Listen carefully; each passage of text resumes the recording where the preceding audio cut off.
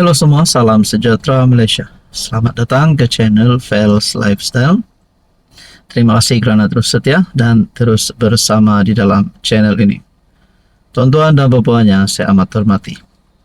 Diumumkan antara keputusan yang kita nantikan adalah berkaitan dengan pemilihan jawatan nombor 2 PKR.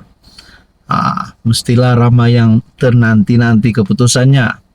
Sebelum ini memang sudah diumumkan Rafizi Ramli gagal untuk mempertahankan jawatan beliau. Kalah dengan anak kepada presiden.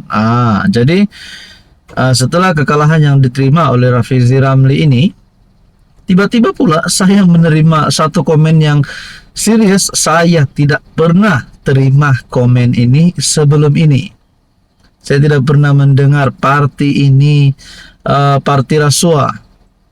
Nah, saudara-saudara, sekiranya Anda pernah mendengar parti PKR dipanggil sebagai parti rasuah, silakan komen di bawah. Tapi bagi saya, mungkin ini hanyalah pandangan ataupun hanya komen orang kampung, ataupun kita pun tidak tahu beliau ini siapa. Tapi melalui komen ini yang berkata 100%, ini melibatkan pilihan raya negeri Sabah 17. 100% Barisan Nasional lingkup di Sabah bersama-sama PKR. Dua-dua parti Malaya yang kaki rasuah.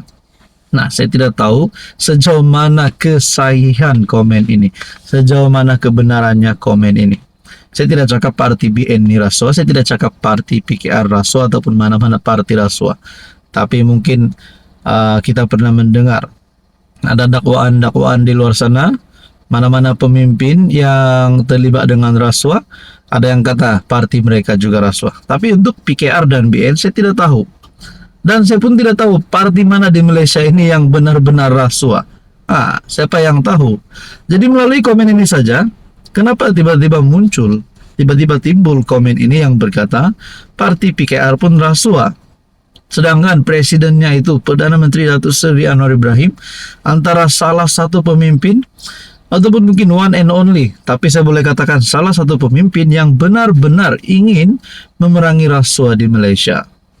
Nah, berkaitan dengan komen ini, adakah kita boleh juga cakap pembawaan kepada kemenangan Nurul Izzah yang membawa kepada PKR ini ditolak oleh rakyat Sabah? Nah, itu pun menjadi pertanyaan orang kampung juga. Jadi berkaitan dengan isu ini, berkaitan dengan komen ini, saudara-saudara, tuan-tuan, apa pula komen Anda? Silahkan komen di bawah. Halo semua, salam sejahtera Malaysia. Selamat datang ke channel Fels Lifestyle. Terima kasih kerana terus setia dan terus bersama di dalam channel ini. Setelah kemenangan Nurul Izzah bagi jawatan nombor 2 parti, setelah Rafizi Ramli kalah, ada satu pengakuan, bukan pengakuan daripada orang lain, tetapi pemimpin paling utama dalam PKR dan juga kerajaan, yaitu Presiden PKR sendiri, Perdana Menteri Malaysia Datuk Seri Anwar Ibrahim. Anwar dalam satu pengakuan yang amat besar, yang pasti mengejutkan seluruh kepimpinan PKR, mengejutkan terutamanya kepada Rafizi Ramli dan juga Nurul Izzah sebagai calon yang bertanding.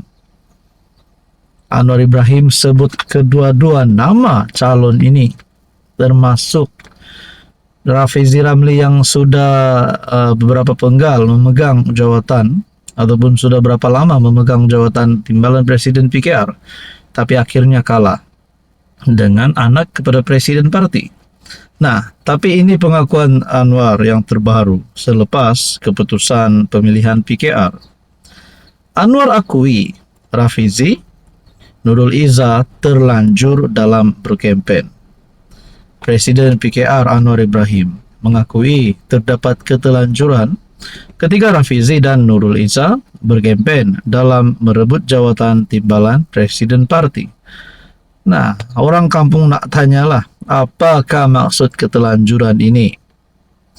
Anwar menyifatkan keterlanjuran itu adalah satu kesilapan kecil dan kedua-dua pihak sewajarnya tidak menghukum antara satu sama lain. Adakah keterlanjuran ini salah laku daripada Rafizi ataupun salah laku daripada Nurul Izzah. Karena Anwar membuat pengakuan bahwa Rafizi dan Nurul Izzah terlanjur dalam berkempen. Maka kata dua-duanya ada ketelanjuran. Adakah ini melibatkan satu salah laku semasa berkempen kah? Ataupun mungkin keputusan itu tidak sahih. Oh, kalau nak cakap pemilihan balik mungkin pening kepala lah. Keluar kos lagi, masa lagi, tenaga lagi.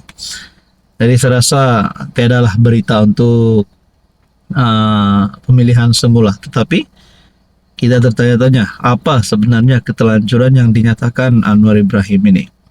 Tapi apa yang penting, Anwar berkata, apa yang penting kita bersama dan kalau berkawan puluhan tahun, bergelut susah payah bersama dan menderita puluhan tahun, takkanlah dengan apa yang kita anggap kesilapan kecil itu tidak boleh dimaafkan. Nah, saudara-saudara, apa komen Anda? Halo semua, salam sejahtera Malaysia. Selamat datang ke channel Fels Lifestyle.